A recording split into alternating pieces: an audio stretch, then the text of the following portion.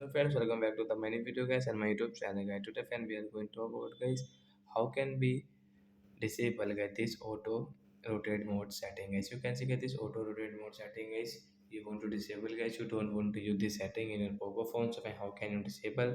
Today I will show you in this video guys. So before starting video friend, first of all go and subscribe the channel guys, click the bell icon, like the video guys. First of all guys, we will have to on our phone setting. After on phone setting guys, scroll. Friends, you can see guys your Poco phone guys display setting. So I tap here and again scroll. Friends, you can see guys your auto rotate screen mode setting here. Right side this blue icon guys, you will have to tap. Then guys this setting will disable guys. We cannot use this auto rotate setting, as you can check friends. Auto rotate setting will not work. So like that guys, we can disable auto rotate screen in Poco phone. So that's it guys, thanks for watching the video. Bye guys, we will meet on next video. Before going, please go and like the video, subscribe the channel. Bye.